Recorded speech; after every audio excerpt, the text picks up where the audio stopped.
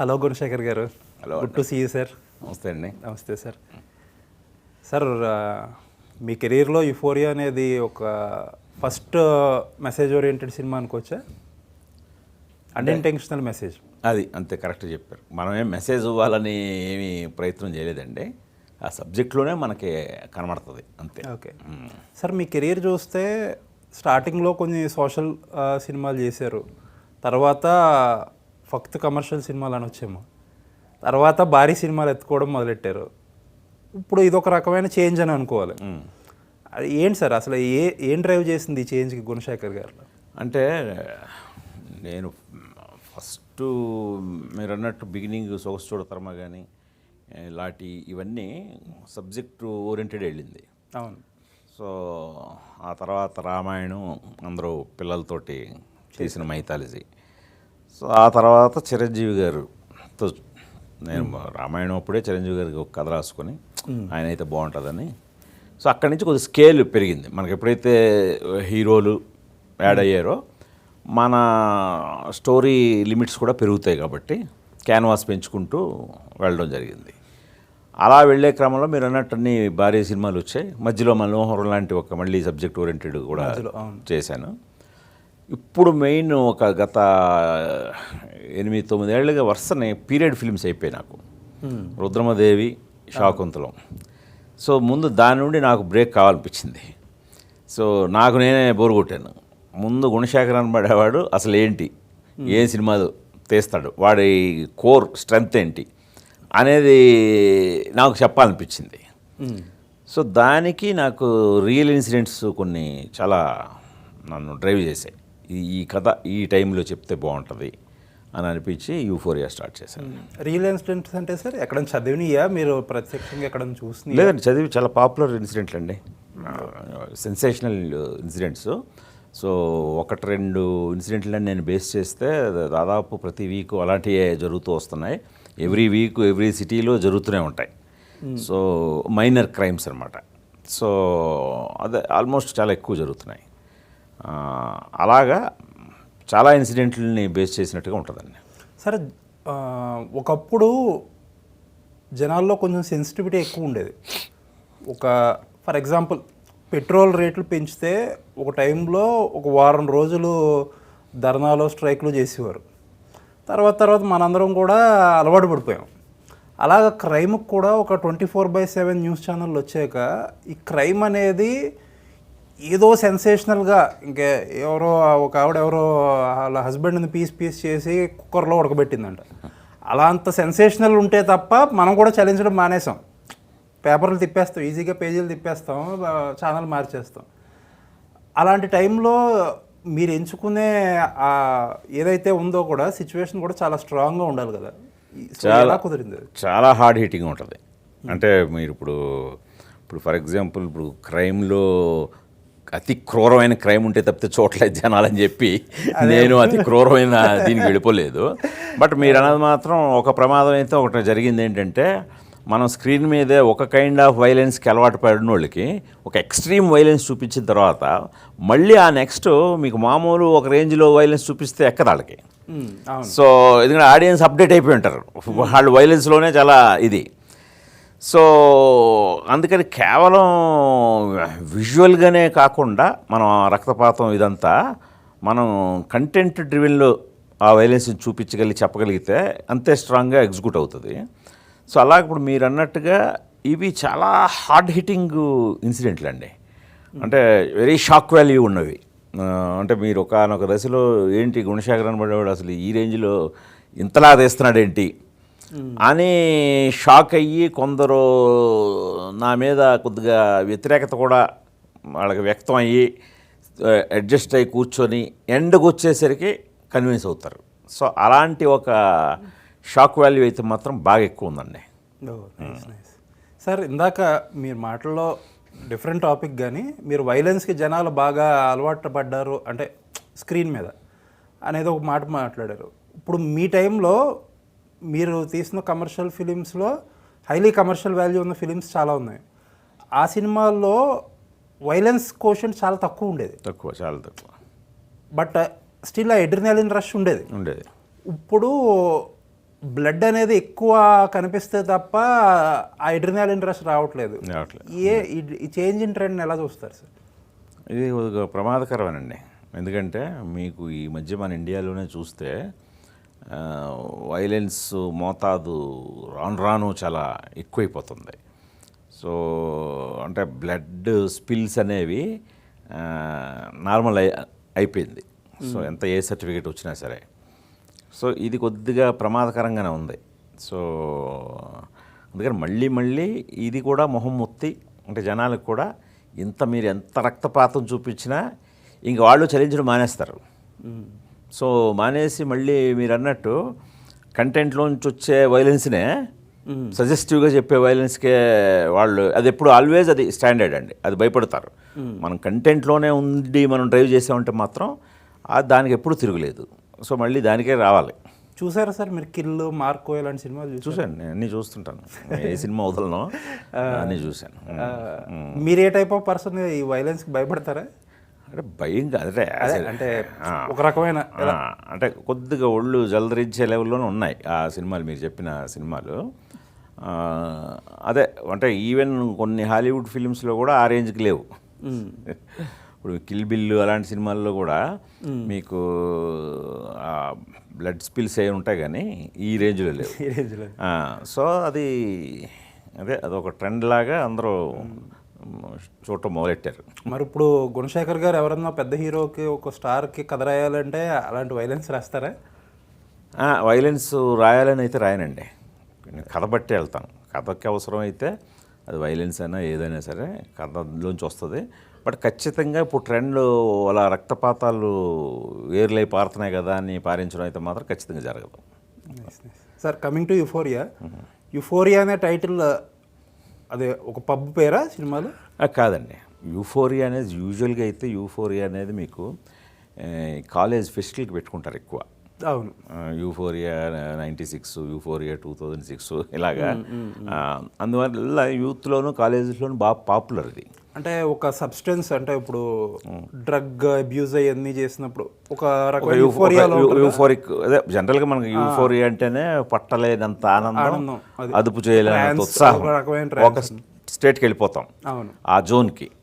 So ఆ స్టేట్నే euphoria అంటాం. So అలాంటి ఒక దీంతో కథ టైటిల్ పెట్టింది. అవును, అంటే ఇప్పుడు టైటిల్ నేను చెప్పినట్టు చాలా స్మార్ట్గా పెట్టారు. అదే బట్ ఏదన్నా అనిపించిందా మీకు అది కొంచెం మాసెస్కి జనాలకి కొంచెం కనెక్ట్ అయ్యే టైటిల్ ఏదనే అనుమానం వచ్చిందా? అంటే కొద్దిగా ఉన్నాయి. ఇప్పుడు మీరంటున్నట్టే ఇంగ్లీష్ టైటిల్స్ ట్రెండ్ కూడా బాగా జరుగుతుంది. ఇప్పుడు ఈ కేజీఎఫ్లు ఇవన్నీ కూడా వాళ్ళు ఇంగ్లీష్ టైటిల్ అయినా సరే పట్టించుకోలేదు. సో కథ ఇంపాక్ట్ని బట్టి. సో అలాగ జనాల్లో కూడా కొంచెం ఇది వచ్చింది. ఇదివరకు అంటే వాళ్ళకి యూఫోరియా అంటే పదం ఏంటో అని బుర్రలో పీక్కునే రోజుల్లోంచి ఇప్పుడు వాడు ఫోన్లోనే అడిగేస్తున్నాడు యూఫోరియా అంటే ఏంటంటే ChatGPT చెప్పేస్తుంది మొత్తం చేటభారతం అంతా. సో అందుకని వాళ్ళు వెరీ వెల్ ఇన్ఫార్మ్డ్. సార్ సారా అర్జున్ ఆవిడ తీసుకున్నారు, ఎప్పటి నుంచో తీసుకున్నారు మీరు. లక్కీగా ఏంటంటే ఇప్పుడు దురంధర్ వచ్చి ఎంతో కొంత కమర్షియల్ వాల్యూ పెరిగే ఉంటుంది, అది యాడ్ అయ్యే ఉంటుంది సినిమాకి. సో ఒక రకంగా గుడ్ సైన్ అని అనుకోలేదు. అవును, మంచి ఎకనామిక్ ఖచ్చితంగా నిజంగానే. కాస్టింగ్ కూడా చాలా అంటే కొత్త ఫేస్లు ఆల్మోస్ట్. బట్ స్టిల్ ఏంటంటే మీ ప్రతి కథలో కూడా ఆ సపోర్టింగ్ క్యారెక్టర్స్లో చాలా స్ట్రాంగ్ ఫేసెస్ని తీసుకుంటారు మీరు. అవును అవును. ఇప్పుడు భూమిక గారు కానీ లేకపోతే ఆయన గౌతమ్ మేనన్ గారు కానీ. సార్ అండ్ ఈ మధ్యలో పాస్కో మీద వచ్చిన సినిమాలు అంటే కోర్ట్ సినిమా వచ్చింది. అవును, అలాగే మహారాజా పోస్కో కాదులే కానీ కైండ్ ఆఫ్ రిలేటెడ్. రెండు కూడా రెండు డిఫరెంట్ కైండ్ ఆఫ్ సినిమాలు. Maharaja very hard hitting film, Court ఆ హార్డ్ హిట్టింగ్ అనే జోన్లోకి రాదు కానీ అది ఒక డిఫరెంట్ జోనర్ ఫిలిం. ఇప్పుడు యుఫోరియా అనే సినిమా ఎక్కడ ల్యాండ్ అవుతుంది ఆ రెండింటి మధ్యలో జస్ట్ ఫర్ కంపారిజన్? అంటే మీకు ఇందులో పాక్సో యాక్ట్ని చెప్పింది ఓన్లీ కోర్టే, మహారాజాకు సంబంధం లేదు. సో అంటే ఆ యాక్ట్ నేను టచ్ చేయలేదు, అది క్రైమ్ థ్రిల్లర్లా వెళ్ళారు. యాక్ట్ని టచ్ చేసింది కోర్టు సినిమానే. సో మనం యాక్చువల్గా కోర్టు కంటే ముందు రిలీజ్ అవ్వాల్సిన సినిమా అంది 2025 ఎర్లీ అని అనౌన్స్ చేశాను నేను యాక్చువల్గా. సో బట్ ఏదైనప్పటికీ వాళ్ళు కోర్టులో పాక్సో యాక్ట్ టచ్ చేయటం అనేది మనకి మంచిదే, ఎందుకంటే ఆ యాక్ట్ మీద అవేర్నెస్, familiarity, చిన్న అవేర్నెస్ క్రియేట్ చేశారు. కాకపోతే దానికి మనకి పెద్ద తేడా ఏంటంటే ఆ సబ్జెక్ట్లో పాక్సో యాక్ట్ని మిస్యూజ్ చేయడం మీద వెళ్ళారు. అవును, మిస్యూజ్ చేసి ఒక అమాయకుడైన కుర్రాడి మీద ఆ కేసు పెట్టి ఎక్కించారు. ఇది మనకు అలా కాదండి. పాక్సో యాక్ట్ పవర్ ఏంటో చూపిస్తారు. అంటే చాలా పవర్ఫుల్ యాక్ట్ అండి అది, మామూలు యాక్ట్ కాదు అది. సో అంటే మీకు రెగ్యులర్గా చట్టాలు మన కోర్టుల్లో కేసులు సంవత్సరాల తరబడి వెళుతూ ఉంటాయి, ఎంత పెద్ద క్రైమ్ అయినా సరే అవి మనకు తెలుసు కదా. పాక్సోలు అలా కాదండి, అసలు చాలా వెరీ ఫాస్ట్ ట్రాక్ కోర్ట్స్ అనమాట. మీకు అందులో చట్టాలు అమలు చేయడం కానీ వాటి ఇవి కానీ చాలా తీవ్రంగా ఉంటాయి.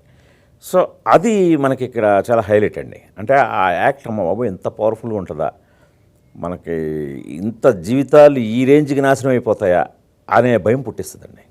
ఓకే, అది మనకి హైలైట్ అండి. అది ఇప్పటికొచ్చి ఈవెన్ హిందీలో కూడా పాక్సో యాక్ట్ మీద 1-2 సినిమాలు వచ్చాయి, బట్ మనం ఈ యాంగిల్లో టచ్ చేసాం.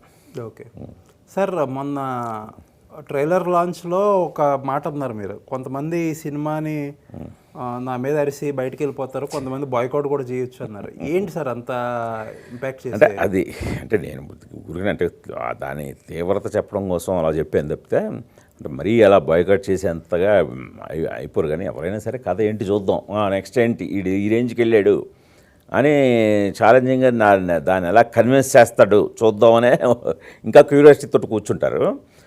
అంటే అలాంటి ఒక చాలా రాగా చూపించిన ఇన్సిడెంట్స్ ఉన్నాయండి. వాటిని అంతే రాగా అంతే ఇదిగా చెప్తే ఆ ఇంపాక్ట్ కలగదు.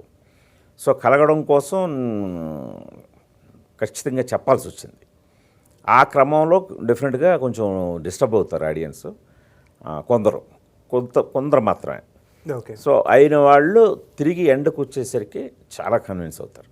ఓకే సార్, ఈ మధ్యన ఇప్పుడు విమెన్ మీద, పిల్లల మీద ఈ అట్రాసిటీస్ ఏవైతే పెరుగుతున్నాయో మనం చూస్తూనే ఉన్నాం డైలీ. బాగా అంతకంతగా ఎక్కువ అయిపోతున్నాయి. ప్రతి ఇయర్ ఎండింగ్లో పోలీస్ డిపార్ట్మెంట్ క్రైమ్ రేట్ అని చెప్పి ఒక రిపోర్ట్ అనౌన్స్ చేస్తారు. ఏ ఇయర్కి ఆ ఇయర్ పెరుగుతాయి తప్ప తగ్గవయ్యింది. ఇదే టైంలో ఒక డిబేట్ జరుగుతుంది బయట. అంటే మామూలుగా అయితే మిమ్మల్ని అడిగే క్వశ్చన్ కాదు ఇది, బట్ ఈ సబ్జెక్ట్ వల్ల అడుగుతున్నా. విమెన్ డ్రెస్సింగ్ మీద 2 కాంట్రాస్టింగ్ ఒపీనియన్స్, అంటే ఏదో కెమెరా ముందు డిప్లొమాటిక్గా మాట్లాడడం కాదు, కానీ కొంతమంది 2 వైపులకి ఈక్వల్గా సపోర్ట్ ఉంది సొసైటీలో. ఇప్పుడు మన శివాజీ గారిది మీరు ఫాలో అయ్యే ఉంటారు ఫర్ ఎగ్జాంపుల్. ఆయన సపోర్ట్ చేసే సొసైటీలో జనం ఉన్నారు. ఇప్పుడు అదర్ సైడ్ ఎవరైతే మాట్లాడారో, విమెన్ మాట్లాడుతున్నారో వాళ్ళని కూడా సపోర్ట్ చేసేవాళ్ళు అంతే స్ట్రాంగ్గా మాట్లాడేవాళ్ళు ఉన్నారు. అసలు ఏంటి మీ ఉద్దేశం ఈ సబ్జెక్ట్ కంటెస్ట్లో? కాబట్టి మిమ్మల్ని అడుగుతున్నాయి క్వశ్చన్ నేను. మీరే అన్నారు కదండి 2 వైపులు ఉంటారని చెప్పి. సో అందుకని ఇది మనకు అప్రస్తుతం అండి ఈ క్వశ్చన్ అయితే. ఇది ఖచ్చితంగా అంటే ఇప్పుడు ప్రతి క్రైమ్కి, ప్రతి విమెన్ మీద వచ్చే ప్రతి క్రైమ్కి ఫైనల్ యాంగిల్ అదే అవుతుంది. కరెక్టా రాంగ్ అనేది పక్కన పెడితే ప్రతి ఒక్కళ్ళు చూసేది అది అవుతుంది. దాని మీద సొసైటీలో అందరికీ ఒక యాంగిల్లో నేను నా కథలో చెప్పేదండి, మీరు ఇందాక క్రైమ్ రేట్ పెరిగిపోతుంది అన్నారు. క్రైమ్ రేట్లో మైనర్ క్రైమ్ రేట్ ఇంకా ఎక్కువ పెరిగిపోతుంది. సో అందుకని మనకు చిన్నప్పటి నుంచి స్కూలింగ్, చదువు, సంస్కారం దీనికి చాలా కోర్ థీమ్ యూఫోరియాకి.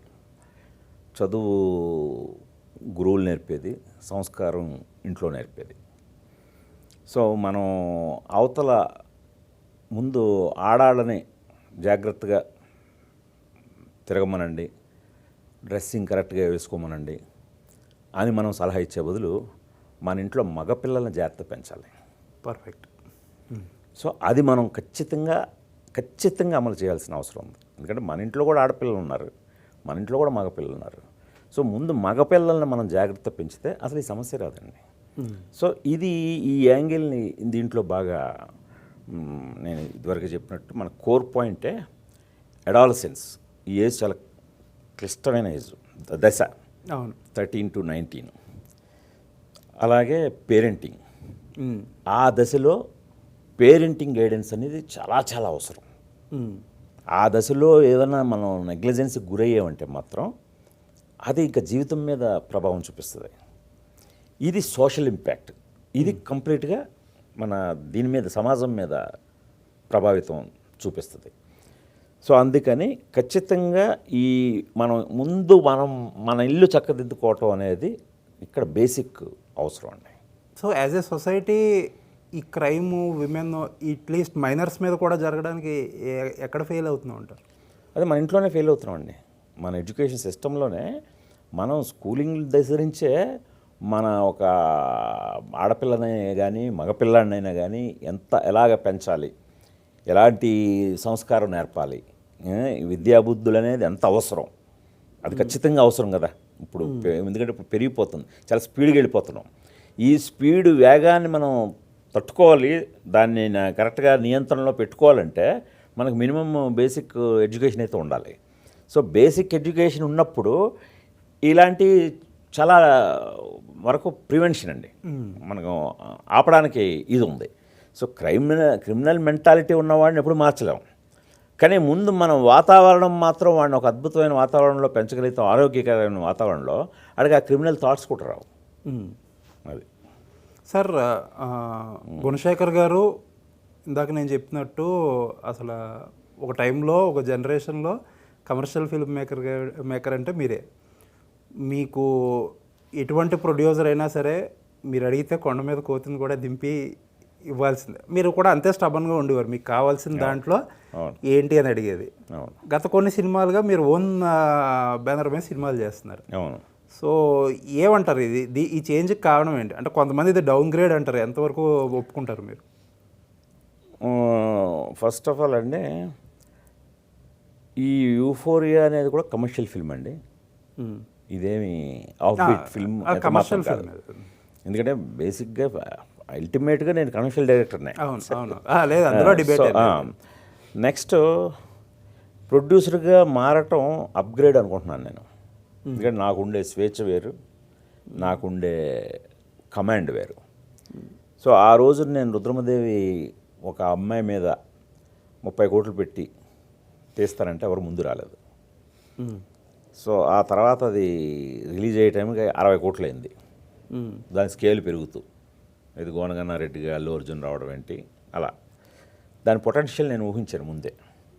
దీనికి ఇంత పొటెన్షియల్ ఉందని నేను చెప్పాను కూడా నా నిర్మాతలకి. నేనే నిర్మాతగా అవతారం ఎత్తలేదు దానికి. నేను ముందు నా దగ్గర ఉన్న నిర్మాతలు నాతో ఎప్పుడు నా మీద నమ్మకం ఉండే వాళ్ళకే చెప్పడం జరిగింది. బట్ వాళ్ళు జంకారు, లేడీ ఓరియంటెడ్ మీద ఇంత అని. బట్ ఆ పొటెన్షియల్ నమ్మిన ఒక దర్శకుడిగా నేనే కాల్ తీసుకొని నేనే నిర్మాతగా దిగాను. దిగి నేను నిర్మాతను కాబట్టి నేను అంటే దర్శకుడినే నేను నిర్మాతగా మారడం వల్ల టేబుల్ ప్రాఫిట్ రాలేదు, కానీ బ్రేక్ ఈవెన్ అయింది. ఇది సోలో ప్రొడ్యూసర్ నేను, నాకు ఎవరు బినామీలు కూడా లేరు. సో అలాంటి నేను నో లాస్ నో ప్రాఫిట్తో ఆ సినిమాతో బయటపడ్డాను. అదే పెద్ద సక్సెస్. సో నిర్మాతగా కూడా సక్సెస్ నాకు. తర్వాత శాకుంతలం వచ్చేసరికి కూడా మళ్ళీ ఫీమేల్ ఓరియంటెడ్ చేయాల్సి వచ్చింది. అంటే మధ్యలో నాకు మీకు తెలిసే ఉంటుంది, అంతకుముందు మీరు కూడా క్వశ్చన్ అడిగారు. ఒక 5-6 ఏళ్ళు నాకు హిరణ్యకశిపు అనే ప్రాజెక్ట్తో నాకు బ్లాక్ అయిపోయింది. సో అందువల్ల కరెక్ట్గా కోవిడ్ టైంలో ఈ శాకుంతలం అంటే థియేటర్స్ అసలు ఉంటాయా లేదా, జనాలు థియేటర్లకు వస్తారా లేదా మళ్ళీ అన్న టైంలో యాక్చువల్గా ఓటీటీ ఒరిజినల్ అనేది మొదలెట్టాం దీన్ని. సో ఆ తర్వాత మళ్ళీ దాన్ని థియేటర్కల్గా అడాప్ట్ చేయడం జరిగింది. సో అందుకని అది దానికి నాకు కాకపోతే ముందుగానే నాకు దిల్ రాజు గారు లాంటి ఓ మంచి ప్రొడ్యూసర్ రావటం అందువల్ల అది కంబైన్డ్గా చేసాం. సో అందువల్ల అది నేను పూర్తిగా ప్రొడ్యూసర్ని కాదు దానికి. సో ఇప్పుడు ఫస్ట్ మీరే అనుకునే నేను ఒక్కడనే ముందు లాస్ట్లో ఆయన వచ్చి లాస్ట్లో ఏం కాదు, మొదట ఆయన ఫస్ట్ షెడ్యూల్కే జాయిన్ అయిపోయారు. సో తర్వాత ఇప్పుడు యూఫోరియా విషయానికి వస్తే ఇది కూడా యాక్చువల్గా అయితే అందరూ కొత్త వాళ్ళు. ఇప్పుడు మిగతా ఎస్టాబ్లిష్డ్ ఆర్టిస్టులు భూమిక గారు కానీ గౌతమ్ వాసుదేవ్ మేనన్ను సారా అర్జున్ కూడా ఆల్మోస్ట్ కొత్త అమ్మాయి, అప్కమింగ్ ఇలాంటి అమ్మాయి. సో వీళ్ళ మీద బిజినెస్ అది లేదు. సో పైగా నాకు మిగతా కాస్టింగ్ అంతా కొత్త వాళ్ళకి 20 మంది వరకు. సో యూజువల్గా అయితే దీన్ని తక్కువ లిమిటెడ్ బడ్జెట్లో చేయాలి, చేస్తే వైబిలిటీ ఉంటుంది. కానీ ఈ కథ కొద్దిగా ఎక్కువ ఖర్చు డిమాండ్ చేసింది. సో ఎందుకు సార్, ఎందుకు డిమాండ్ చేస్తుంది ఎక్కువ కదా ఇది? అంటే స్పాన్ ఎక్కువ. మీరు ట్రైలర్ చూసారుగా, అవునవును, మీకు ట్రైలర్లో ఒక స్పాన్ కనిపించిందిగా. అవునవును, ట్రైలర్లో ఒక చిన్న సినిమాలో ఏమైనా అనిపించింది? లేదు లేదు. సో అలాగా ఈ క్యాన్వాస్ పెద్దదండి ఈ కథకి. సో ఆ స్పాన్తోనే చెప్పి తీరాలి. సో అంటే మేకర్గా నాకున్న స్టాండర్డ్స్ అలాగే ఉన్నాయి. సో చిన్న సినిమా కానీ చుట్టేయడం, చిన్న స్కేల్ డౌన్ చేయడం జరగలేదు. సో అందుకని ఇది నేను వేరే ప్రొడ్యూసర్లు ఎవరికంటే కూడా ఇది నేనే చేసుకోవటం అని నాకు నేనే కొంచెం ఫ్రీగా తీద్దాం. దట్టు నేను చాలా చాలా ఎక్సైట్ అయ్యి మళ్ళీ చాన్నాళ్ళ తర్వాత ఓ మంచి సోషల్ ఫిల్మ్ తీస్తున్నాను వితౌట్ ఎనీ సెట్స్ సీజీలు. ఇది నాకు చాలా ఎక్సైటింగ్ అనిపించి దూకాను.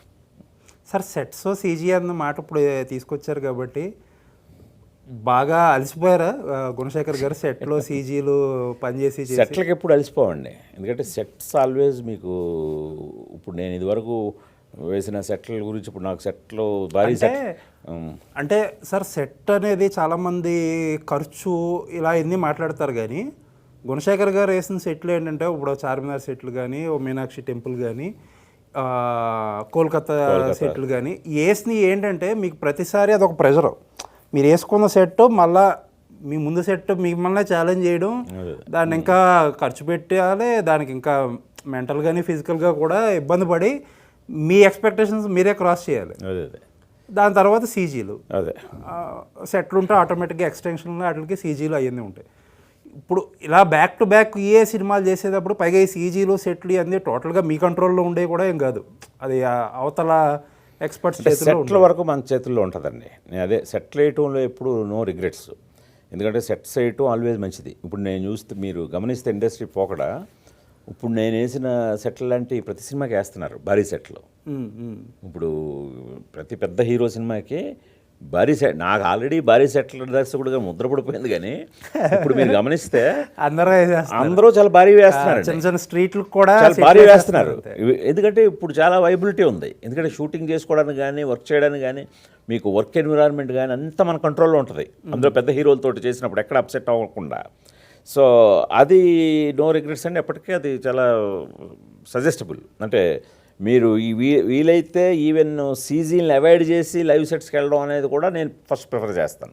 అవునా? ఇది లైవ్ సెట్లో కుదరని పక్షంలో మనం సీజీకి వెళ్ళాలి తప్పితే ఇది లైవ్లో కుదిరినప్పుడు సీజీ మీద ఏమాత్రం బేస్ అవ్వకూడదు.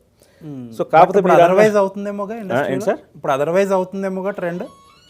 అంటే ఇప్పుడు అదే సీజీల విషయానికి వస్తే ఆ విషయంలో మాత్రం కొద్దిగా అలసిపోవడం ఇన్ ద సెన్స్ ఎఫర్ట్ మనం పెడుతున్నాం, మన ఎఫర్ట్లో లోపం ఉండట్లేదు, కానీ అది మళ్ళీ ఇంకొకటి చేతిలో ఉంటుంది దాని తాలూకు ఇది. సో దానివల్ల మన మీద ఎఫెక్ట్ పడుతుంది. అంటే మనం ఇప్పుడు ఒక పిండి కొద్దీ రొట్టె అంటారు. సో ఈ సీజీలు ఏంటంటే మనం ఎంత పెడితే ఎంత మనీ ఎంత టైము పెడితే అంత క్వాలిటీ వస్తుంది. ఇప్పుడు అలా అని ప్రతి సినిమాని మనం ఏం బాహుబలి రేంజ్లో ఖర్చు పెట్టాల్సిన అవసరం లేదు, ప్లాన్డ్గా మనం కరెక్ట్గానే చేయొచ్చు. సో అలా ఎంతవరకు మనం చేసే ఇప్పుడు శాకుంతలం కూడా అలా ప్లాన్డ్గా చేసిందే, ఎక్కడ వేస్టేజ్ లేకుండా. సో మంచి కంపెనీలతోటే వెళ్ళాం, కానీ ఫైనల్ అవుట్పుట్ దగ్గర వచ్చేసరికి మనకి ఆ సాటిస్ఫాక్షన్ రాకపోవటం. సో దాంతో నేను ఎప్పుడు కూడా మళ్ళీ పెద్ద పెద్ద సంవత్సరాలు పోస్ట్ పోన్లు ఇలాంటి ఎప్పుడు నా కెరీర్లో జరగలేదు. సో అందువల్ల కూడా నేను ఓకే ఈసారి కొద్దిగా సీజీలకి బ్రేక్ ఇద్దాం, అంటే మనకి వసతులన్నీ సమకూరిన తర్వాత టచ్ చేద్దాం.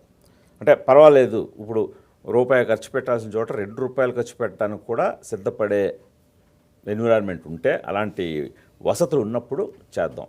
అప్పటి వరకు కొద్దిగా సీజీకి బ్రేక్ ఇద్దామని చెప్పి ఈ ఈ కథను కూడా చాలా రాగా ఇందులో 0 CG, ఒక CG కూడా ఉండదు, అవునా? ఓకే 0 సెట్స్, అన్ని లైవ్ లొకేషన్స్. ఓకే. సో అలాగా అదే మీకు చాలా ఆర్గానిక్గా వెళ్ళడం జరిగింది. సార్ ఒక టైంలో మీరు చార్మినార్ సెట్ వేసినప్పుడు కానీ, ఆ మీనాక్షి టెంపుల్ సెట్ వేసినప్పుడు కానీ అవుట్పుట్ చూసి మెచ్చుకున్న వాళ్ళు ఎంతమంది ఉన్నారో, గుణశేఖర్ ప్రొడ్యూసర్ చేత డబ్బులు ఖర్చు పెడుతున్నాడు అని చెప్పి మీ మీద ఎలిగేషన్స్ చేసిన వాళ్ళు కూడా ఉన్నారు. ఇప్పుడు ప్రజెంట్ ట్రెండ్ చూస్తే ప్రతిదీ సెట్టే. అవును. ఇప్పుడు ఒక చిన్న స్ట్రీట్లో సెట్ వేయాలంటే అది ARFCలోనో లేకపోతే ఇంకో చోట ఆ సెట్ వేసి తీయాల్సిందే. దానికి హీరోలనో ఇంకోటనో పేరు పెడుతుంది. ఈ ట్రెండ్ ఎలా చూస్తారు మీరు? అదే నిందా చెప్పినట్టు ఇది మంచిదండి. ఇప్పుడు సెట్స్ వేయటం అనేది మీకు చాలా వర్క్ ఫ్రెండ్లీగా ఉంటుంది. సెట్స్ ఆల్వేజ్ మీకు మన కమాండ్లో ఉంటుందండి. ఆర్టిస్ట్ డేట్ ఇచ్చాడంటే మనం షెడ్యూల్ చేసేసుకోవచ్చు. సో మళ్ళీ పర్మిషన్స్ కోసం మళ్ళీ దానికోసం వెయిట్ చేసి సీజనల్ చేంజ్ అయిపోయి మళ్ళీ సీజన్ కోసం వెయిట్ చేయాల్సిన అవసరం ఏం ఉండదు. అన్నీ మన కంట్రోల్లో ఉంటుంది. మనమే క్రియేట్ చేసుకొని తీయటం అనేది చాలా చాలా మంచి పరిణామం. అది ఇప్పుడు జరుగుతుంది. అది చాలా మంచి పరిణామం అండి. ఓకే సార్, రుద్రమ్మదేవి దగ్గర నుంచి మీరు ప్రొడక్షన్ సైడ్ కూడా వచ్చారు. ఇదివరకు కూడా ప్రొడ్యూసర్ని అబ్జర్వ్ చేసి ఉంటారు, కానీ మీరు ఇప్పుడు డైరెక్ట్గా ఎక్స్పీరియన్స్ చేస్తున్నారు. ఇప్పుడు యుఫోరియా అనేది బిగ్గెస్ట్ టెస్ట్ మీకు, ఎందుకంటే కొత్త వాళ్ళు, మీరు కూడా కొంచెం ఫామ్లో ఇబ్బంది పడుతున్నారు. అసలు ఒక ప్రొడ్యూసర్గా ఎలా ఉంది మార్కెట్? ప్రొడ్యూసర్గా అయితే ఇప్పుడు చాలా క్రిటికల్ కండిషన్లో ఉంది ఇండస్ట్రీయే. అది మెయిన్ ప్రొడ్యూసర్ని ఒక రకంగా చాలా డిస్టర్బ్ చేస్తున్న పీరియడ్ ఇది. అలాంటి పీరియడ్లోనే మనం తీయడం జరిగింది. అది ఏమాత్రం ఎంకరేజింగ్గా లేదు, మంచి పరిణామం అయితే అసలు కాదు. అలాంటి దశలో ఉన్నాం ఇప్పుడు. అంటే దానికి కారణం ఏంటంటారు? అంటే మీరు తీశారు సినిమాలు, పెద్ద హీరోలతో చేశారు, అసలు అన్నోన్ ఫేసెస్తో తీశారు, చిన్నపిల్లలతో చేశారు. అంటే అప్పుడున్న మార్కెట్కి ఇప్పుడున్న మార్కెట్కి ఏంటి ఎందుకంత క్రిటికల్గా అయిపోయింది? బాగా తేడా వచ్చి మనకు ఓటీటీ పెద్ద రోల్ ప్లే చేసింది. వన్స్ కరోనా టైంలో ఓటీటీ ఫుల్ రైజ్ అయిపోవడంతో ఇటు థియేటర్కల్గా ఎప్పుడైతే ఆ ఫుట్ఫాల్ తగ్గిందో అప్పటి నుంచి ఇంపాక్ట్ మొదలయ్యి ఓటీటీని మిస్యూజ్ చేసేసుకున్నారు మన వాళ్ళు. అలాగే ఓటీటీ కూడా మనల్ని ఎక్స్ప్లోయిట్ చేసింది. రెండు వైపులా జరిగింది అది. ఆ జరగటం మూలంగా మీకు సినిమా థియేటర్ అనేది సెకండరీగా భావించాడు నిర్మాత. ఓటీటీ రెవెన్యూ మెయిన్గా పెట్టి ఎప్పుడైతే అనుకున్నాడో అది బాగా దెబ్బేసింది. అది అలా అనుకున్నప్పుడు ఒక 2-3 ఏళ్ళ పీరియడ్ చాలా బ్రహ్మాండంగా ఉంది. ఆ థియేటర్ నథింగ్ రా మనకి ఓటీటీలోనే కవర్ అయిపోయిందని. ఇది చాలా ప్రమాదకరమైన పరిణామం అనేది, దాని ఫలితాలు ఇప్పుడు అనుభవిస్తున్నాం.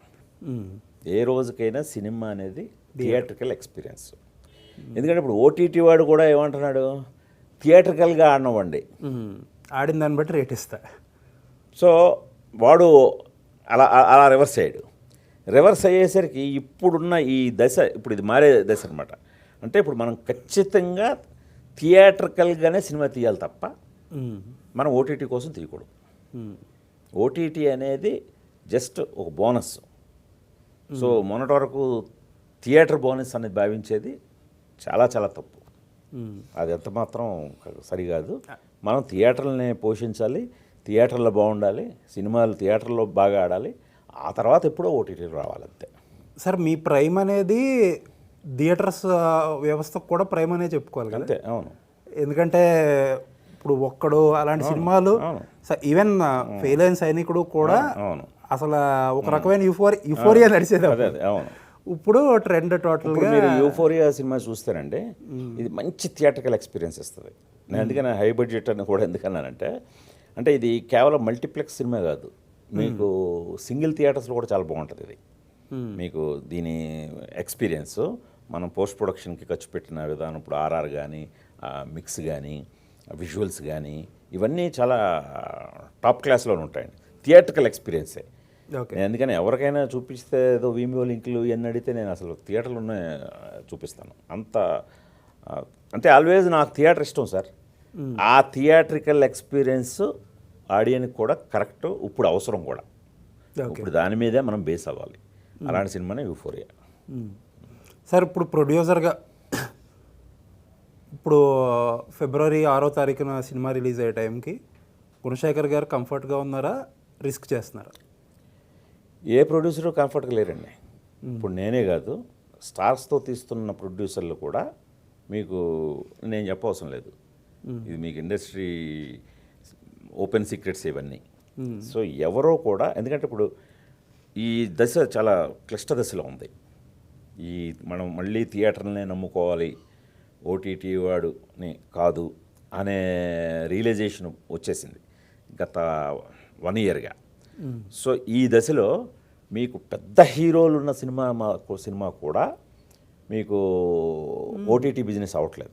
వాళ్ళు కూడా మీరు ఎంత కలెక్ట్ చేస్తే ఎంత ఇస్తాం, ఎంత కలెక్ట్ చేస్తే ఎంత ఇస్తాం అనేది స్టాటిస్టిక్స్ అన్నీ మారిపోయాయి. అవును. సో అందువల్ల ఎవరూ కంఫర్ట్గా లేరండి. సో మనం ఏంటంటే బాగా కంటెంట్ని నమ్ముకొని ఇది 1-2 సార్లు, ఇప్పుడు మీ బోటోళ్ళు ఇందాక అన్నారు, చాలా మరి షాక్ వాల్యూ హార్డ్ హిట్టింగ్గా ఉంటే తప్పితే జనాలు చలించట్లేదు. ఇప్పుడు అలాగని నేను డీల్ చేసింది చాలా సెన్సిటివ్ సబ్జెక్టు. సో అందుకనే నేను స్క్రిప్ట్ దశ నుంచే, అంటే నేను ఎంత సెన్సిటివ్ సబ్జెక్ట్ డీల్ చేస్తున్నాను, ఇది ఎంతవరకు డైజెస్టబుల్ అని స్క్రిప్ట్ దశలోనే కొందరికి చదివించటం, డబుల్ పాజిటివ్ కూడా కొందరికి చూపించటం, సో ఈవెన్ కాపీ కూడా కొందరికి చూపించటం. సో ఇలాంటి ఒక ఇది ఈ కథకు కూడా అవసరం. సో ఇదివరకు చేసేవారా సార్ మీరు ఫస్ట్ నుంచి? ఇదివరకు ఎప్పుడు అసలు మన సినిమా అంటేనే సీక్రెట్ సార్. మీకు సినిమా రిలీజ్ అయ్యే వరకు ఎవరికి ఏం తెలియదు. సో ఇప్పుడు అది అంటే ఇదివరకు నుంచి కూడా రామోజీరావు గారు చేసేవారు. రామోజీరావు గారు ప్రతి సినిమాని ఆయన అయిపోయిన వెంటనే ఆయన ఒక క్వశ్చనరీ ఒకటి తయారు చేసి కంప్లీట్గా ఒక ట్రయల్ ఆడియన్స్ని తీసుకొచ్చేవారు. హాలీవుడ్లో జరుగుతుంది, హాలీవుడ్లో ఎప్పటి నుంచో ఉంది ఇది. అవును. సో అది చాలా మంచి పరిణామం అండి. సో అలాంటిది రావాలి కూడా, ఈ కథకు అవసరమైంది. సో ఈ కథకు యాక్చువల్గా ఈ సినిమాకి అయితే నా డాటర్స్ ఇద్దరు ప్రొడ్యూసర్లు, నీలిమ, యుక్త. సో ముందు అంటే ఈ సబ్జెక్టు విషయంలో వాళ్ళు చాలా పర్టికులర్గా ఉన్నారు. ఎందుకంటే వాళ్ళకి బాగా కనెక్ట్ అయిన సబ్జెక్ట్, చాలా సెన్సిటివ్ ఇష్యూస్ని టచ్ చేసాం కదా. అందుకని ముందు మా ఇంట్లో ఆడాలని కన్విన్స్ చేయడం నాకు చాలా ఛాలెంజింగ్గా అనిపించింది. సో అందుకని ఆ జాగ్రత్తలు అన్నీ తీసుకొని మీరు అన్నట్టు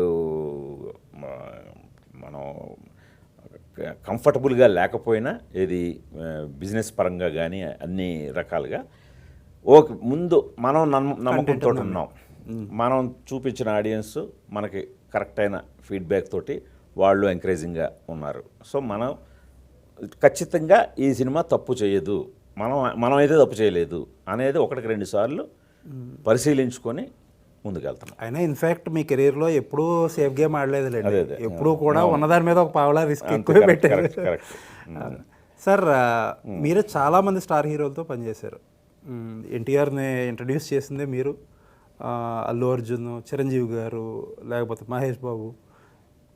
ఇప్పుడు గుణశేఖర్ ఈరోజు ఫోన్ చేసి ఎవరికన్నా ఏదన్నా కావాలంటే వెంటనే రెస్పాండ్ అయ్యే హీరో ఎవరు? అందరూ మీరున్న అందరూ కూడా. ఓకే, మీరు గమనిస్తే నాకు ఫెయిల్యూర్ తర్వాత కూడా నాకు ఛాన్స్ ఇచ్చిన హీరోలు ఉన్నారు, సేమ్ హీరోలు. వరుడు లాంటి ఫెయిల్యూర్ తర్వాతే అల్లు అర్జున్ అనబడేవాడు నాకు వచ్చి గోనగానారెడ్డిగా చేశాడు. అవును. సో నాకున్న క్రెడిబిలిటీ ఏంటంటే నా ఎఫర్ట్లో లోపం ఉండదు, నా ఆలోచనలో కథలో లోపం ఉండొచ్చు, బట్ దాన్ని ఎగ్జిక్యూట్ చేయడంలో గుణశేఖర్ అనబడేవాడి ఎఫర్ట్ లోపం ఉండదు. అతను ఖచ్చితంగా ఎఫర్ట్ 100% పెడతాడు అనే నమ్మకం ఉండటం మూలంగా ఈ రోజుకి ఇర్రెస్పెక్టివ్ ఆఫ్ సక్సెస్ ఫెయిల్యూర్ నాకు ఇదైతే ఉందండి. సార్ ఇండస్ట్రీలో ఈ కృతజ్ఞత అనే మాట మాట్లాడతారు కదా, ఆ మాట అసలు వాడొచ్చా? అంటే కృతజ్ఞత అనేది ఎక్స్పెక్ట్ చేయవచ్చా? చేయకూడదు. మనం కృతజ్ఞతతోనో ఆబ్లిగేషన్తోనో మనకి మమకారంతోనో స్నేహంతోనో ఇక్కడ పనులు జరగవండి. ఇక్కడ 100% టాలెంట్ మీద వెళ్ళే ఇండస్ట్రీ ఇది, 100% టాలెంట్ మీద నడిచే ఇండస్ట్రీ. ఓకే. సార్ అంటే గుణశేఖర్ గారు ఎందుకు హీరోయిన్స్ వైపు రుద్రమదేవి దగ్గర నుంచి హీరోయిన్స్ వైపు వెళ్ళారు? ఇది అంటే ఎందుకు ఇప్పుడు మీకు మహేష్ బాబు గారు ఉన్నారు, మహేష్ బాబు గారు ఫెయిల్ అయ్యాక కూడా మీతో ఇంకో సినిమా చేశారు. మీరు అన్నట్టు అల్లు అర్జున్ గారు వరుడు లాంటి సినిమా అయ్యాక కూడా ఒక క్యామియో చేయాల్సిన అవసరం ఏం లేదు, బట్ ఆయన స్టిల్ చేశారు. మీకున్న క్రెడిబిలిటీ ఏంటంటే ఒక సినిమా చేసి ఒక స్క్రిప్ట్ చేసి పట్టుకెళ్తే ఏ హీరో అయినా సరే ఒప్పుకోవాలి. మరి ఎందుకు ఆ దిశగా ప్రయత్నం చేయట్లేదు మీరు? అంటే మీకే మొహమ్మద్ వేసేసిందే? మొహమ్మత్తులం కాదండి, నాకే ఇది కరెక్ట్ కాదనిపించింది. ఇప్పుడు మన వాళ్ళు నమ్ముతున్నారు కదా అని అది అడ్వాంటేజ్గా తీసుకొని వాళ్ళని ఎక్స్ప్లోయిట్ చేయటం, వాళ్ళని ఆబ్లిగేట్ చేయటం అసలు ఎంత మాత్రం కరెక్ట్ కాదనిపించింది. అంటే ముందు నేను మళ్ళీ ఒక్కసారి నేను ప్రూవ్ చేసుకోవటం, ఫామ్లోకి రావటం, ముందు నాకుగా నేను విధించుకున్న ఒక ఇది. సో అందువల్ల ముందు మనం ఒకటి కొడదాం, ఒకటి ఖచ్చితంగా మళ్ళీ గుణశేఖర్ అనబడేవాడు గుణశేఖర్. అతను ఎంత అప్డేటెడ్గా ఉన్నాడు, ఎంతటి ఒక జంజీ ఫిల్మ్ ఎలా కూడా ఈ రోజుల్లో ఎలా చేయగలిగాడు, డిపెండ్స్ అపాన్ సబ్జెక్ట్ని బట్టి ఓకే అనేది ప్రూవ్ చేయాలనే విధంగా కూడా నేను ఇది అసలు ఆలోచన కూడా మళ్ళీ ఒక హీరో సబ్జెక్ట్ చేసి వెళదామని కూడా అనుకోలేదు. సార్ ఇదే హాల్లోకి వచ్చిన మనం శాకుంతలం గురించి మాట్లాడుకుందాం. అవును, మీరు బాగా నమ్మి బాగా కష్టపడి చేసిన ప్రాజెక్ట్ అది. ఆ ప్రాజెక్ట్ టైంలో కొన్ని ఇబ్బందులు కూడా పడ్డారు, ఎన్నో ఇబ్బందులు పడ్డారు, బాగా నమ్మారు. బట్ చివరికి వచ్చేసరికి మన దిల్ రాజు గారు నా 25 ఏళ్ళ కెరియర్లో అతిపెద్ద జోల్ట్ అనేది శాకుంతలం అని చెప్పి ఒక ఇంటర్వ్యూలో చెప్పారు. ఏంటి అసలు అదే ఆయన 25 ఏళ్ళ కెరీర్లో జోల్ట్, నా 30 ఏళ్ళ కెరీర్లో జోల్ట్, అంతే. అది ఫ్యాక్టే కదా, దానికైనా నాకైనా ఎవరికైనా jolt. So sportive of you sir అదే మాట్లాడా. బట్ ఎందుకు ఎక్కడ తేడా కొట్టింది అనుకుంటు? మీ అనాలిసిస్ ఒకటి ఉంటుంది కదా, పోస్ట్ అనాలిసిస్. నాది అనాలిసిస్ ఒకటే అండి, అసలు ఆడియన్స్ ఆ కథని చూడటానికి సిద్ధంగా లేరు, అందువల్ల పూర్తిగా రిజెక్ట్ చేశారు. ఇప్పుడు కొన్ని సినిమాల్లో అయితే సెకండ్ హాఫ్ బాగాలేదు, ఫస్ట్ హాఫ్ బాగాలేదు, పాటలు బాగాలేదు, లేదు పలానా బ్లాక్ వర్కౌట్ అవ్వలేదు, అది రివర్స్ కొట్టేసింది, ఇలాంటి డిస్కషన్లు ఉంటాయి. దీనికి అసలు డిస్కషన్ లేదు, పూర్తిగా రిజెక్ట్ చేశారు వాళ్ళు, అంతే. దాన్ని యాక్సెప్ట్ చేయాల్సిందే. అంటే ఇప్పుడు మీరు ఏదైతే అనాలిసిస్ చేశారో పోస్ట్ రిలీజే వచ్చిందా మీకు ఐడియా? ముందు ఆలోచించారు అసలు ఆ యాంగిల్? ఆలోచించాం, ఎందుకంటే తీసేటప్పుడు నమ్మకంగానే ఉంటాం కదా. తీసేటప్పుడు అంటే జనరల్గా మీ చుట్టూ ఉండేవాళ్ళు, లేకపోతే మీకు ఒక సెకండ్ థాట్ ఉంటుంది కదా, ఇప్పుడు అసలు ఏంటి? అదే దిల్ రాజు గారు ఉన్నారు, ఆయన నాకు పార్ట్నరు. ఇప్పుడు నేను ప్రతి దశలోనూ ఆయనకి సినిమా చూపించాను, ఆయన నమ్మారు. 4 రోజుల ముందే సార్ సినిమా. అదే అది ఆయన ఆలోచనే, నా ఆలోచన కాదు. ఓకే. సో ఆ ప్రీమియర్లు వేయాలన్న ఆలోచన కూడా. సో అందుకని అందరం నమ్మేమండి, అందరం నమ్మాం. అది పూర్తిగా రిజెక్ట్ కాబడింది, అంతే, అన్ని వైపుల నుంచి.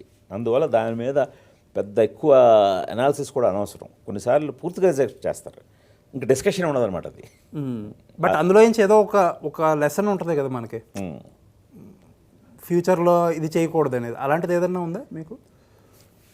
నాకు అదే అలాంటి మనం కొద్దిగా లిమిటెడ్ బడ్జెట్లో చేస్తే కొద్దిగా జోల్ట్ తీవ్రత కొద్దిగా తగ్గేది అనే లెసన్ అయితే వచ్చింది. Okay okay. కానీ మీరు ఏదైనా భారీగానే చేయాలి, అది ప్రాబ్లం. అదే రూల్ కాదండి, అదే చెప్పాను కదా. ఇప్పుడు ఈ కథ కూడా ఎంత సార్, ఇప్పుడు యుఫోరియా అనే కథ వేరే ఫిల్మ్ మేకర్ చేస్తే ఇలా చేయడుగా.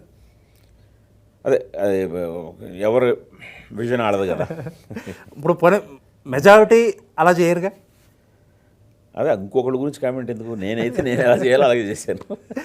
Okay okay, right sir. Sir and లాస్ట్కి వచ్చేటప్పుడు ఇందాక మీరు తీసుకొచ్చిన టాపిక్ హిరణ్యకశిప ఏంటి సార్ ఆ ప్రాజెక్ట్? ఆ ప్రాజెక్టు అంటే వైబుల్ కాలేదండి, ఎందుకంటే బాగా హై బడ్జెట్. దానికి అనుకున్న హీరో అప్పట్లో రానా అనుకున్నా కానీ ఆ బడ్జెట్కి వర్కౌట్ కాలేదు. అది మనతో ఫాక్స్ స్టార్ స్టూడియోస్ వాళ్ళు టైఅప్ అయ్యారు నాతో. యాక్చువల్గా చాలా పెద్ద ఇదే. మనకి బాగా డ్రాబ్యాక్ ఏమైందంటే దానికి 3 దెబ్బలు కొట్టాయి. ఫస్ట్ రానాకి అప్పట్లో కొద్దిగా హెల్త్ ఇష్యూ వచ్చింది. రెండో దెబ్బ డిస్నీ ఫాక్స్ని కొనేసింది, మెర్జ్ అయిపోయింది. సో అందువల్ల మా ప్రాజెక్టు ఓకే చేసిన డైరెక్టర్ మారిపోయాడు. సో తర్వాత ఫాక్స్ వాళ్ళు బ్రహ్మాస్త్ర ట్రయాలజీ అని మొదలెట్టారు కదా, అది కూడా వాళ్ళకి చిన్న దెబ్బ పడి మళ్ళీ వాళ్ళు ప్రొడక్షన్ చేయకూడదు అనుకున్నారు. ఓకే. మూడో దెబ్బ కరోనా వచ్చింది. సో దీంతో దాన్ని పక్కన పెట్టాను. కానీ నా ఆలోచన కానీ అంటే దాదాపు 7-8 ఏళ్ళు నేను బ్లాక్ అయిపోయాను ఆ ప్రాజెక్ట్లో. మీ ప్రైమ్ ఒక రకంగా చాలా మీ వయసు రీత్యా కూడా మీ ప్రైమ్ అది ప్రైమ్ టైమ్ అది మొన్నటి వరకు చాలా రిగ్రెట్ ఫీల్ అయ్యాను. అమ్మ ఏంటి ఇలా లాస్ అయిపోయాము 8 ఏళ్ళు. అంటే తీసిన జరుగుతున్న ప్రాజెక్ట్ మీద ఎంత టైం ఉన్నా పర్వాలేదు, ఎంత టైం తీసుకున్నా పర్లేదు. అసలు జరగని ప్రాజెక్టుకు ఒక 8 ఏళ్ళు అనేది చాలా పెద్ద లాస్ అండి, మనం తిరిగి తీసుకురాలేం. సో కాకపోతే మొన్న ఒక యూనిక్ థాట్ వచ్చింది నాకు. ఓకే. ఒక వెరీ యూనిక్ థాట్. ఆ యూనిక్ థాట్ కోసమే ఆ ప్రాజెక్ట్ జరగలేదేమో, అది ఎలా జరగడం కోసం నా చేత డెస్టినీ ఈ రకమైన ప్లాన్ వేసిందేమో అని అనిపించేంత ఒక ఎక్సైట్మెంట్ ఉందండి ఆ యూనిక్ థాట్ తోటి, అదే సబ్జెక్ట్కి. సో రివైవ్ అవుతుంది ఆ యూనిక్ థాట్. ఖచ్చితంగా రివైవ్ కాదు, టోటల్గా ఫ్రెష్గా ఓపెన్ అవుతుంది. సో ఇప్పుడు మళ్ళా అంతే టైం ఇన్వెస్ట్ చేయాల్సి ఉంటుందా? అవసరం లేదు. ఓకే. మళ్ళా ఒక పెద్ద హీరో ఎవరో అంటే స్టోరీ బట్టి కాస్టింగ్ వెళ్తుంది. సో ముందైతే నేను అదే దీనికోసమే నాకు ఇంత మంచి ఒక థాట్ రావడం కోసమే ఈ మంచి జరిగిందనేది నాకు 1000 ఏనుగుల బలం ఇచ్చింది. వావ్ అని చెప్పి. సార్ కానీ ఇండస్ట్రీలో మనకి చాలా సెంటిమెంట్లు, శకునాలు ఇలాంటివి ఎక్కువ ఫీల్ అవుతాం. ఇప్పుడు హిరణ్యకశిప అనే సినిమా మీరు తీసుకుని మీరే చెప్తున్నారు 8 సంవత్సరాల్లో టైం తీసేసుకుంది. తర్వాత ఆ ప్రాజెక్ట్ వేరే వాళ్ళు ఎవరో చేస్తారు, రానా గారు, త్రివిక్రమ్ గారు అనే ఒక మాట వచ్చింది, మీరు కొంచెం స్ట్రాంగ్గానే రియాక్ట్ అయ్యారప్పుడు అక్కడ జరగలేదు. మీకు అలాంటి ఫీలింగ్స్ ఏమి ఉండవా? అంటే జరగదండి అది, నేను తప్ప తీలేడు ఎవడు. ఎందుకంటే దాని వెనకాతలు నా శ్రమ, నా R&D, నా ఇది అంత ఉంది. సో అది మీరు ఎవరో రకరకాలుగా అనుకున్నారు, కానీ నేను మళ్ళీ ఇదివరకే చెప్పాను, త్రివిక్రమ్ శ్రీనివాస్ అనబడేవాడు కేవలం దానికి డైలాగ్ రైటరే. సో తను డైలాగ్స్ రాస్తా అని తనంతట తానుగా వచ్చాడు ప్రాజెక్ట్లో. తను వచ్చిన తర్వాత జరగలేదు ప్రాజెక్ట్, అంతేగాని ఇంకా అది. కాకపోతే ఒకటే, ఎప్పుడు పురాణాలు ఎవరైనా చేసుకోవచ్చు, అంతేగా. నా టేక్. ఇప్పుడు మరి అదే నేను ముందు నుంచి మొత్తుకున్నది. ఇప్పుడు మీరు తీసిన రామాయణమే ఎంతమంది సార్, ఇప్పుడు నేనే మొత్తుకున్నాను ఇదే రాణా అనే వీళ్ళని, ఇది పురాణం ఎవరైనా తీస్తారు అని అంటే, మరి నరసింహ పేరుతో ఒకరు తీసి ఎంత పెద్ద హిట్ కొట్టింది. మరి వాళ్ళు ఎప్పుడు స్టార్ట్ చేశారు? మొన్న. నేను ఎప్పుడు స్టార్ట్ చేశాను? అంటే ఆ ప్రాజెక్ట్ పొటెన్షియల్ గుర్తించింది ఎవరు? మీరే. అవును. బట్ ఫలితం అనిపించింది ఎవరు? నరసింహ. వాళ్ళు ఫట్మని యానిమేషన్లో తీశారు, ఒక సెన్సేషనల్ హిట్ అయింది. మరి అది లైవ్ యాక్షన్లో ఊహించుకోండి, లైవ్ యాక్షన్లో తీసుంటే ఎలాంటి ఇది వచ్చి ఉండేది. అందులో మన ఎంటైర్లీ డిఫరెంట్ టేక్, వాళ్ళది డిఫరెంట్ టేక్. సో అందువల్ల ఇది ఎవరైనా తీయొచ్చు. ఇప్పుడు ఒకవేళ వాళ్ళు తీయాలనుకున్నా నాకేం అభ్యంతరం లేదు, బట్ నా విజను, నా ఇది ఏదైతే ఉందో నా టేకు, అది ఎవరు ముట్టుకోలేరు. ఇప్పుడు మీకు మహావతార్ నరసింహ చూసాక అలాంటిది ఏమన్నా ఐడియా వచ్చిందా? ఏంటి? ఈ హీరోలు లేకపోతే లైవ్ యాక్షన్ ఇట్ల మీద ఇన్వెస్ట్ చేసే కంటే కూడా, ఎందుకంటే యానిమేషన్ సినిమాని ఆ రేంజ్లో జనాలు ఆదరిస్తారని అప్పుడు దాకా ఎవరు అనుకోలేదు. అలాంటి ఆ టైప్లో ఏమైనా యానిమేషన్ సినిమా చేయొచ్చు అలా అనిపించలేదు? ఎప్పుడు అనిపించలేదు. కానీ మీకు ఏంటంటే, ఫర్ యువర్ ఇన్ఫర్మేషన్, ఇప్పుడు వాళ్ళు నరసింహాన్ని తీసిన సినిమా, నేను హిరణ్యకశిప అనే సినిమా కంప్లీట్ 3D ప్రీవిజ్ చేశారు. అవును. 2.5 hours సినిమా తీసేసారు. నేను యాసిడ్గా అది రిలైజ్ చేస్తున్నా, మీకు ఏమాత్రం దానికి క్వాలిటీకి తగ్గదు. సో అందువల్ల నాకు ప్రత్యేకంగా అలాంటి ఆలోచన రాలేదు. నేను ఆల్వేస్ లైవ్ యాక్షన్ ఇష్టం. బట్ ఏ మాట కామాట ఎప్పటికన్నా మీకు బ్యాకప్ అయితే ఉంది. హిరణ్యకశిప బ్యాకప్ అనేది కాదు, నా అస్త్రం అండి, అది నా మెయిన్ అస్త్రం, అది ఉంది. అలాగే వరస్ట్ కేసు దాన్ని పాలిష్ చేసి రిలీజ్ చేసినా మంచి క్వాలిటీ ప్రోడక్ట్ అవుతుంది, అంతే. Okay sir. Okay, nice sir. సరే, యుఫోరియా ఫైనల్గా February 6th కాస్టింగ్ లేకుండా వస్తున్నారు, కంటెంట్ బేస్ అయ్యి వస్తున్నారు. సినిమాని ప్రమోట్ చేయడానికి కూడా ఒక డిఫరెంట్ టెక్నిక్ ఉండాలి ఇలాంటి సినిమాలకి. మీరు శాకుంతలం ఇందాక రాజు గారు చెప్పినట్టు 4 రోజుల ముందు ప్రీమియర్లు వేశారు, బట్ ఫెయిల్ అయింది అది. సో ఎలాంటి స్ట్రాటజీ చేయబోతున్నారు ఈ సినిమాకి? దీనికి స్ట్రాటజీ అంటే, ఇది యాజ్గా ఎంత ఆనెస్ట్గా చెప్పడం జరిగింది. ఇప్పుడు రెగ్యులర్ సినిమాల ఇప్పుడు ఇలాంటివి వస్తున్నాయి కదా, ఇలాంటివి చూస్తున్నారు కదా అని అలాంటి జోనర్ టచ్ చేయటం ఏదో జరగలేదు. ఇది ఆడియన్సే గమనిస్తున్నారు. యూఫో ఇలాంటి టైంలో ఇప్పుడు ఏంటి థ్రిల్లర్స్, హారర్స్, కామెడీలు ఇవన్నీ వస్తున్న టైము. సో ఇలాంటి టైంలో యూఫోరియా అని ఒక సోషల్ సబ్జెక్టు, అది కూడా చాలా ఒక హార్డ్ హిట్టింగ్ స్టోరీ చెప్తానంటున్నాడు అనేదే నాకు తెలిసి ముందు వాళ్ళ అటెన్షన్ డ్రా చేసింది. వీటన్నింటి మధ్య సంథింగ్ ఏదో డిఫరెంట్గా వస్తుంది. ట్రై చేస్తుంది. సో ఏదైతే మనం డిఫరెంట్గా కథను నమ్ముకున్నామో ఆ స్ట్రాటజీనే ఆడియన్స్ దగ్గరికి గట్టిగా తీసుకెళ్ళాలని చెప్పి ఆ దిశగానే వెళ్తున్నాం. Okay sir. అది sir, it was nice talking to you as always. I wish you big hit with Euphoria. Thank you. అలా ఫామ్లోకి వచ్చి ఆగకుండా ముందుకెళ్ళాలని కోరుకుంటున్నా. నేను చేసే టైం ఇచ్చింది. థ్యాంక్ యూ నిశాంత్ గారు. థ్యాంక్ యూ అండి. Thank you.